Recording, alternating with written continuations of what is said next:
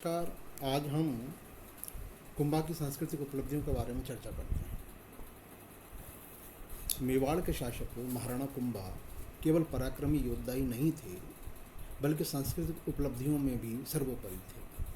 कला एवं विद्या की अभिवृद्धि में विशेष अनुराग रखने के कारण उन्होंने साहित्य, कला, नाट्यशास्त्र, भाषा, दर्शन आदि में नवचेतना का संचार किया। इन विविध विद्याओं में जो उन्नति महाराणा कुंभा के काल में हुई, वह कई शताब्दियों में नहीं की जा सकी।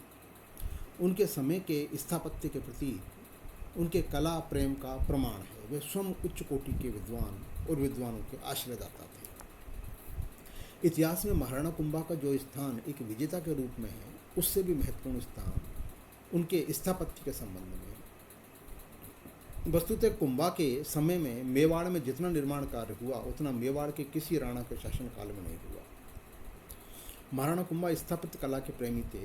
वे भारत की गुप्तकालीन कला से प्रभावित थे, जो दुर्गों, मंदिरों, भवनों और जलाशयों के निर्माण के माध्यम से अभिव्यक्त की जाती थी। कुंभा ने इस परंपरागत शैली में सामरिक आवश्यकता एवं सुरक्षा का अंश मिलाकर उसे विशेष रूप से पल्लवित एवं विकसित किया।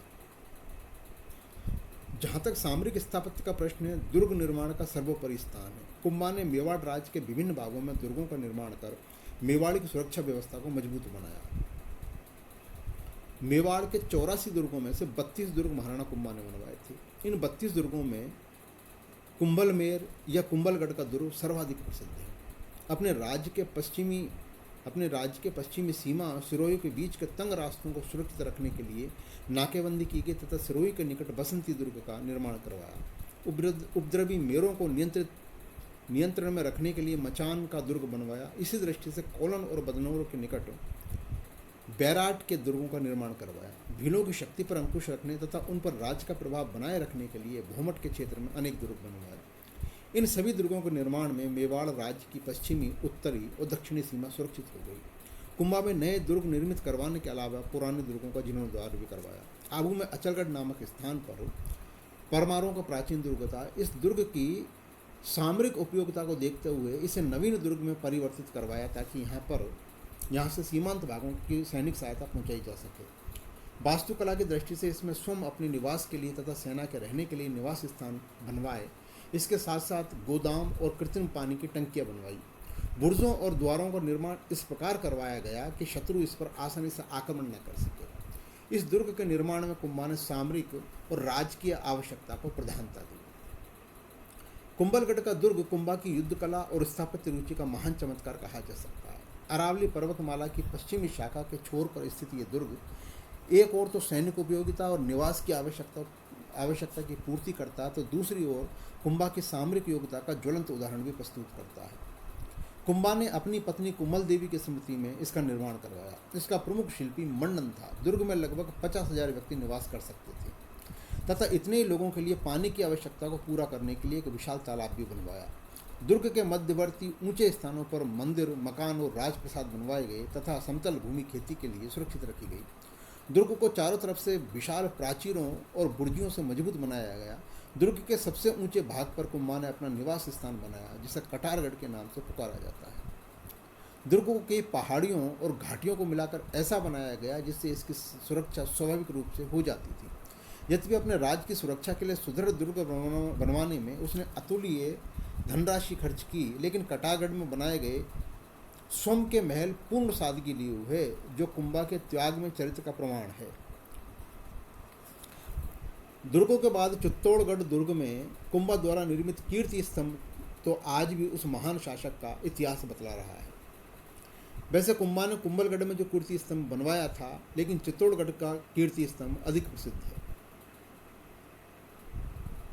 कीर्ति स्तंभ की प्रमुख विशेषता ये है कि शिल्पकारों ने प्रत्येक मूर्ति के नीचे उनके नाम भी खोद दिए, जिसकी मूर्ति है। इससे मूर्ति के संबंध में सरलता से जानकारी उपलब्ध हो जाती है। कुंभाकालीन स्थापत्य में मंदिरों का महत्वपूर्ण स्थान है। यद्यपि ये मंदिर अपनी निर्माण शैली में परंपरागत शैली से कोई भिन्न नहीं है, परंतु इनकी विशालता और तक्षण कला निश्चय ही विलक्षण है। ऐसे मंदिरों में चित्तौड़ का कुंभस्वामी मंदिर और श्रृंगार गौरी का मंदिर, एकलिंग जी में मीरा मंदिर और रणकपुर का मंदिर अपने ढंग के अनूठे हैं। इन मंदिरों में कुंभाकालीन जीवन की घटनाएं और पौराणिक कथाएं अद्भुत सफाई और शक्ति तथा कौशल से उत्कीर्ण की गई है। महाराणा कुंभा ने केवल पराक्रमी योद्धा और स्थापत्य प्रेमी ही था, बल्कि वह एक विद्वान और विद्यानुरागी शासक था। वह एक कवि, नाटककार, टीकाकार और संगीताचार्य था। एकलिंग महामात्र से विदित होता है कि वह वेद, स्मृति, मीमांसा, उपनिषद, व्याकरण, राजनीति और साहित्य में बड़ा निपुण था।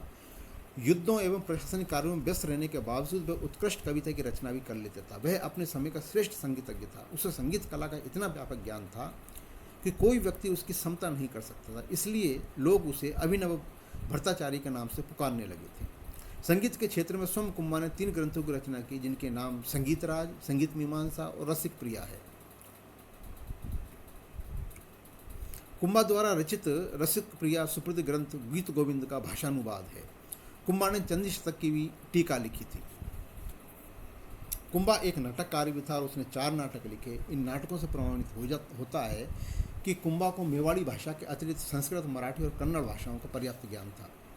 कुंभा स्वयं तो एक श्रेष्ठ विद्वान भी था, साथ ही विद्वान और कलाकारों का आश्रयदाता भी था। कुंभा ने अपनी देखरेख में विद्वानों से भवन निर्माण कला पर अनेक महत्वपूर्ण ग्रंथ लिखवाए, जिनमें कुछ तो आज भी उपलब्ध होते हैं। मंडन नामक विख्यात शिल्पी ने देवमूर्ति प्रकरण, प्रसाद मंडन, राजवल्लभ, रूप मंडन, वस्तु मंडन, वास्तुशास्त्र आदि ग्रंथों की रचना की। मंडम के भाई नाथा ने वास्तु मंजरी, मंडन के पुत्र गोविंद ने उद्वार धोरणी, कलानिधि और द्वार दीपिका नामक ग्रंथों की रचना की। कीर्ति स्तंभ की प्रशस्ति की रचना 3 कवियों, कवि अत्रि महेश ने की थी। कवि अत्रि काव्यशास्त्र का आलोचक भी था तथा उसे मीमांसा, न्याय और वेदांत में विशेष योग्यता प्राप्त थी। उसकी मृत्यु के बाद उसके पुत्र महेश ने कीर्ति स्तंभ प्रशस्ति को पूरा किया। इसके अतिरिक्त एकलिंग महामात्य का लेखक कान्य व्यास कुंभा का वैतनिक कवि था। कुंभा के शासनकाल में अनेक जैन विद्वान भी हुए, जिन्होंने काव्य ग्रंथों तथा धर्म ग्रंथों की रचना की, जिसमें सोम सुंदर, जयचंद्र सूरी तथा सोमदेव आदि उल्लेखनीय है। कीर्ति स्तंभ प्रशस्ति तथा कुंभलगढ़ प्रशस्ति से कुंभा द्वारा धारण की गई अनेक उपाधियों की जानकारी मिलती है। महाराज अधिराज, राय रायन, राणो, महाराणा, राजगुरु, दानगुरु, हालगुरु, परम गुरु आदि उपाधियां कुंभा ने धारण कर रखी थी।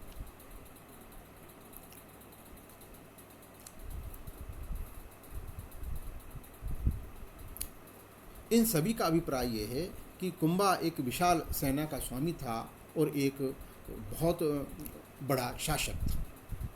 अब अगर हम कुंभा की बात करें, खासकर कुंभा के मूल्यांकन की, तो महाराणा कुंभा की गणना मेवाड़ के परम पराक्रमी और तेजस्वी राणाओं में की जाती है। उसने न केवल विरासत में मिले राज्य की रक्षा ही की, अपितु उत्तर पूर्व में उसकी सीमाओं का विस्तार भी किया। ये ठीक है कि उसके शासनकाल में उसका द्वारा विजित कुछ क्षेत्र निकल गए, परंतु कुंभा का महत्व इस बात में है कि अपने समय के शक्तिशाली मालवा और गुजरात शासकों तथा मारवाड़ के राठकों के निरंतर आक्रमणों के विरुद्ध उसने अपने राज्य को सुरक्षित रखते हुए उसका विस्तार किया। राणा कुंभा में लोकप्रियता का गुण था। मेवाड़ की प्रजा उस पर बहुत श्रद्धा रखती थी। राणा ने प्रजा की सुविधाओं और राज्यों के हितों के लिए बहुत से अच्छे कार्य किए और इन्हीं कारणों से संपूर्ण राजस्थान में कुंभा को बहुत ख्याति मिली। वास्तव में कुंभा का व्यक्तित्व बहुमुखी था। जिस समय वह मेवाड़ की राजगद्दी पर बैठा, उस समय मेवाड़ आंतरिक अव्यवस्था का शिकार बना हुआ था। सीमांत क्षेत्र के करद शासक व सामंत स्वतंत्र होने का प्रयास कर रहे थे तथा पड़ोसी मुस्लिम शासक मेवाड़ को हड़पने की योजना बना रहे थे, लेकिन कुंभा ने बड़े धैर्य और साहस से आंतरिक उपद्रवों को दमन किया, मारवाड़ के शासकों का प्रभाव क्षीण किया तथा मुस्लिम शासकों के आक्रमणों को विफल किया। ये कुंभा की सैन्य की प्रतिभा एवं योग्य नेतृत्व का प्रमाण था। कुंभा कुशल राजनीतिक था। उसने राजपूतों की लड़ते हुए मरने की परंपरा का पालन नहीं किया, बल्कि परिस्थितियों के अनुकूल कदम उठाया। उसने पड़ोसी राज्यों को कभी संयुक्त मोर्चा बनाने का अवसर नहीं दिया। यही कारण है कि मालवा और गुजरात के सुल्तान कुंभा के विरुद्ध समझौता करने के बाद भी संयुक्त होकर कुंभा से नहीं लड़ सके। ये कुंभा की व्यवहारिक राजनीति ही कहा जा सकता है।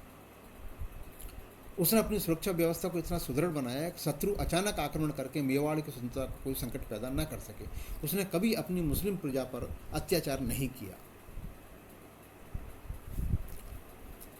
कुंभा एक बेहतरीन राजा है। कुंभा एक बेहतरीन मेवाड़ की शक्ति है। मेवाड़ में अपनी सर्वोच्चता के विरुद्ध उसने हर नीति को अपनाया। सांस्कृतिक क्षेत्र में उसकी देन अभूतपूर्व है और यही कारण है कुंभा को इतिहास का एक युग पुरुष मानते हुए बार बार श्रद्धा से याद किया जाता है और कुंभा की सांस्कृतिक उपलब्धियों को भी इसी कारण से याद किया जाता है।